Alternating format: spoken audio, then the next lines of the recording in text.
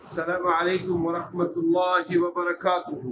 वालेकुम अस्सलाम वरहमतुल्लाहि वबरकातुह। पारा नंबर 22 सूरह सबा आयत नंबर 1 आयत नंबर 10 फर्स्ट। अऊज़ु बिल्लाहि मिनश शैतानिर रजीम। अऊज़ु बिल्लाहि मिनश शैतानिर रजीम। बिस्मिल्लाहिर रहमानिर रहीम। बिस्मिल्लाहिर रहमानिर रहीम। अल्हम्दु अल्हम्दु लिल्लाहिल्लज़ी लिल्लाहिल्लज़ी लहू मा लहू मा फिस्समावाति फिस्समावाति वमा फिल अर्ज़ि वमा फिल अर्दि वलहुल हम्दु वलहुल हम्दु फिल आखिरह फिल आखिरह वहुवल हकीमुल खबीर। वहुवल हकीमुल खबीर। यअलमु मा यलिजु यअलमु मा यलिजु फिल अर्ज़ि फिल अर्दि वमा यख्रुजु मिन्हा वमा यख्रुजु मिन्हा वमा यंज़िलु वमा यंज़िलु मिनस समाई मिनस समाई वमा यअरुजु मिन्हा वमा यअरुजु फीहा वमा यअरुजु फीहा वमा यअरुजु फीहा वहुवर रहीमुल गफूर। वहुवल रहीमुल गफूर। अल्हम्दुलिल्लाहिल्लज़ी लहू मा फिस्समावाति वमा फिल अर्ज़ वलहुल हम्दु फिल आखिरह वहुवल हकीमुल खबीर। यअलमु मा यलिजु फिल अर्ज़ि वमा यख्रुजु मिन्हा वमा यंज़िलु मिनस समाई वमा यअरुजु फीहा वहुवर रहीमुल गफूर। الرجيم بسم الله الرحمن الرحيم الحمد لله الذي له ما في السماوات وما في الأرض وله الحمد في الآخرة وهو الحكيم الخبير يعلم ما يلج في الأرض وما يخرج منها وما ينزل من السماء وما يعرج فيها وهو الرحيم الغفور। जज़ाकुमुल्लाह खैर। अल्हम्दु हा छोटी हा है, वुस्ते हलक से हलक के दरमियान से अदा होती है। मीम पे इजहार होगा, दाल के ऊपर पेश है, ज़बर ज़ेर पेश लंबी नहीं होती। अल्हम्दुलिल्लाहि लफ्ज़ अल्लाह बारीक होगा क्योंकि लफ्ज़ अल्लाह से पहले ज़ेर है। ज़बर हो पेश हो तो फिर पुर पड़ा जाता है, ज़ेर हो तो बारीक होता है। लिल्लाहिल्लज़ी बड़ी हा है हलक के आखिरी हिस्से से, जिसको अक़सा हलक कहते हैं। अल्लज़ी ज़ाल नरम हरूफ में से है और इसको नरमी से अदा करेंगे। ज़ाल के बाद या मद्दा है, या साकिन मा कबल कसरा है। हरूफ मद्दा को भी एक अलिफ के बराबर लंबा करते हैं। हरूफ मद्दा 3 है, अलिफ वाव या। लहू हा के ऊपर उल्टा पेश है, खड़ी ज़बर खड़ी देर उल्टा पेश, इसको एक अलिफ के बराबर लंबा करते हैं। मा मीम के बाद अलिफ मद्दा है, एक अलिफ के बराबर लंबा होगा। फिस्समावाति सीन सीटी वाले हरूफ में से है। मीम के ऊपर वाव के ऊपर खड़ी ज़बरें हैं, दोनों को एक एक अलिफ के बराबर लंबा करेंगे। वमा फिल अर्ज़ि را پر پڑی جائے گی کیونکہ را سے پہلے زبر ہے، اور وہی واد بھی پر پڑا جائے گا۔ وَلَهُ الْحَمْدُ فِي الْآخِرَةِ، فی الآخرہ، خا ادنا حلق سے، حلق کے شروع والے حصے سے جو منہ کے ساتھ ملا ہوا ہے، اور وقف کریں گے تا پہ تو تا کو ہا سے بدل دیں گے، آخرت نہیں پڑھیں گے، آخرہ۔ وَهُوَ الْحَكِيمُ الْخَبِيرُ، حکی کاف باریک ہے، کاف کے بعد یائے مدہ ہے، حکیم الخبیر، خا حروف حلقی میں سے ہے، ادنا حلق سے ادا ہوتا ہے، حلق کے شروع والے حصے سے۔ با کے بعد یائے مدہ ہے، یا ساکن ما قبل کسرہ ایک الف کے برابر لمبا کریں گے۔ یعلم، عین کو ادا کرنا ہے، یہاں پہ یعلم نہیں پڑھنا، حمزہ نہیں پڑھنا، یعلم وسط حلق سے عین ادا ہوتی ہے، حلق کے درمیان سے۔ ما یلج فی الارض وما یخرج، را کے اوپر پیش ہے، را پر پڑی جائے گی، منہا، من نون ساکن ہے، نون ساکن کے بعد حروف حلقی میں سے ہا ہے تو یہاں پہ اظہار ہوگا، منہا الف مدہ ہے، وما میم کے بعد بھی الف مدہ ہے، ینزل نون ساکن ہے، نون ساکن کے بعد حروف اخفا میں سے زا ہے تو یہاں پہ اخفا کریں گے، ینزل من السماء، ہاں جی میم کے اوپر کون سی مد ہے؟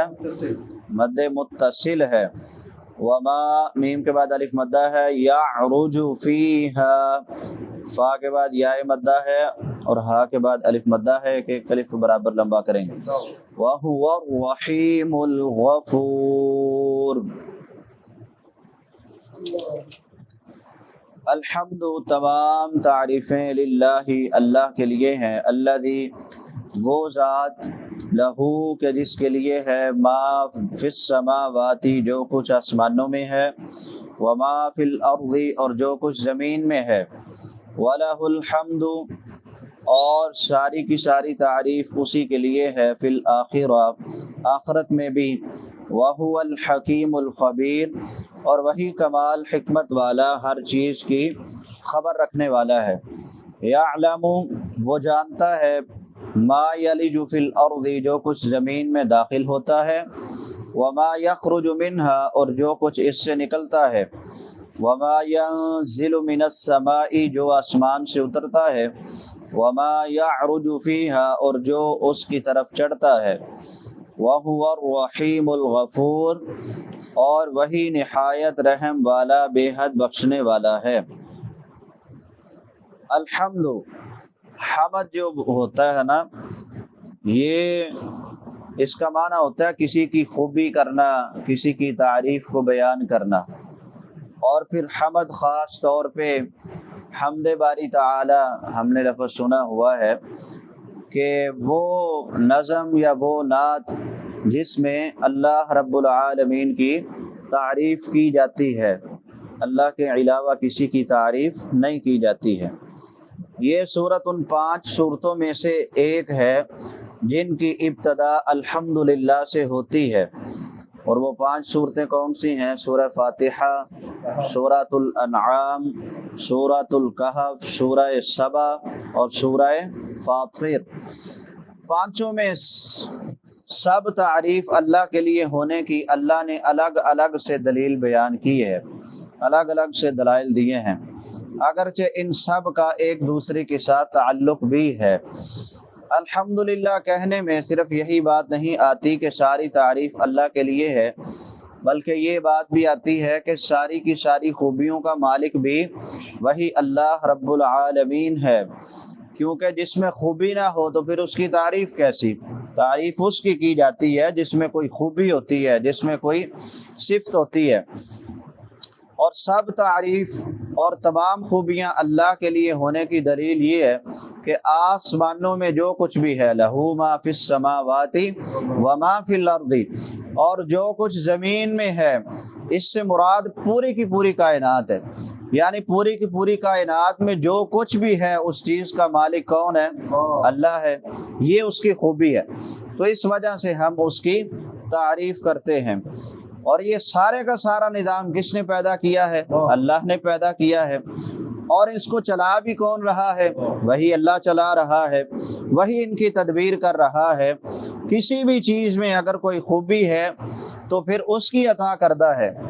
پوری کائنات میں کسی میں کوئی صفت پائی جاتی ہے، کوئی خوبی پائی جاتی ہے، وہ چاہے انسان ہے یا کوئی اور مخلوق ہے، اس میں اس کا کوئی کمال نہیں ہے، بلکہ یہ اللہ رب العالمین کی طرف سے عطا کردہ ہے۔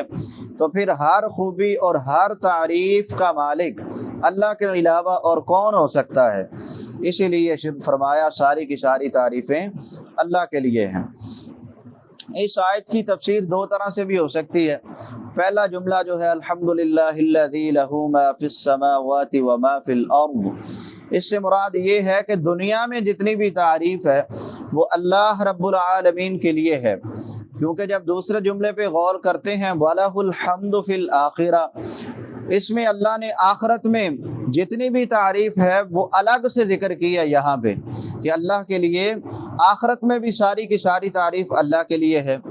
اور دوسری تفسیر یہ ہے کہ پہلے جملے الحمدللہ الذی لہ ما فی السماوات وما فی الارض، اس سے مراد یہ ہے کہ دنیا اور آخرت میں جتنی بھی تعریف ہے وہ اللہ رب العالمین کے لیے ہے۔ اور پھر آخرت میں اللہ رب العالمین نے الگ سے تعریف ہونا اپنے لیے وہ ذکر فرمایا ہے۔ اس کی وجہ یہ ہے کہ دنیا میں بظاہر کسی اور کی بھی تعریف ہو سکتی ہے اللہ کے علاوہ، لیکن آخرت میں اللہ کے علاوہ کسی اور کی تعریف نہیں ہو سکتی۔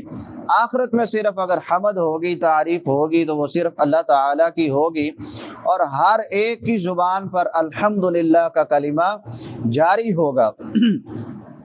آخر پہ فرمایا وَهُوَ الْحَكِيمُ الْخَبِيرُ، یعنی صرف وہ ایک ذات اللہ ہی ہے جس کا ہر کام، ہر حکم محکم ہے، مضبوط ہے، اور جسے کائنات کے ذرے ذرے کی خبر ہے، اس کے لیے اس کے کسی کام میں کوئی نقص نہیں ہے، کوئی عیب نہیں ہے، کوئی کمی نہیں ہے، کسی قسم کی کوئی کوتاہی نہیں ہے۔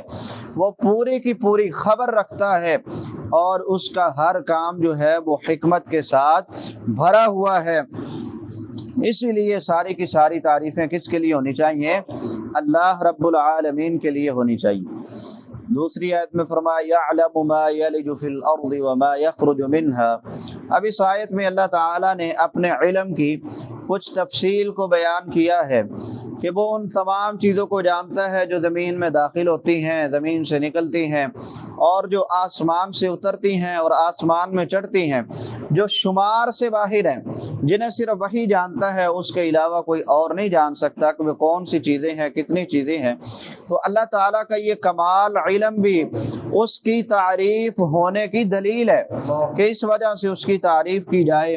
کسی اور کو دوسری چیزیں تو ایک طرف رہیں، خود اپنی ذات کا بھی پورا علم نہیں ہوتا، تو پھر وہ الحمد کے لائق کیسے ہو سکتا ہے؟ یہ علم اس بات کی دلیل ہے کہ ساری کی ساری تعریفیں کس کے لیے ہیں؟ اللہ رب العالمین کے لیے ہیں۔ وَهُوَ الرَّحِيمُ الْغَفُورُ، آخر میں فرمایا کہ وہ بے حد بخشنے والا اور رحم کرنے والا ہے، یعنی ہر چیز کا مالک ہونے، حکیم اور خبیر ذات ہونے، ذرے ذرے کا علم رکھنے کے باوجود بندوں کی نافرمانی پر فوری طور پہ وہ گرفت نہیں کرتا، بلکہ وہ رحیم ذات ہے اور وہ غفور ذات ہے، کیونکہ اس کی رحمت کی بھی حد کوئی نہیں ہے اور اس کی مغفرت کی بھی حد کوئی نہیں ہے۔ اس لیے اس نے اپنے بندوں کو مہلت دے رکھی ہے اور بڑی سے بڑی سرکشی پر بھی مقرر کردہ وقت سے پہلے گرفت نہیں فرماتا، تاکہ اس کے بندے اس کی طرف لوٹ آئیں اور اپنی نافرمانیوں سے اور اپنی سرکشیوں سے باز آ جائیں۔ اللہ تعالی حق بات کو پڑھنے، سمجھنے، اس پر عمل کرنے اور اس کو آگے پھیلانے کی توفیق عطا فرمائے۔ وآخر دعوانا ان الحمد للہ رب العالمین۔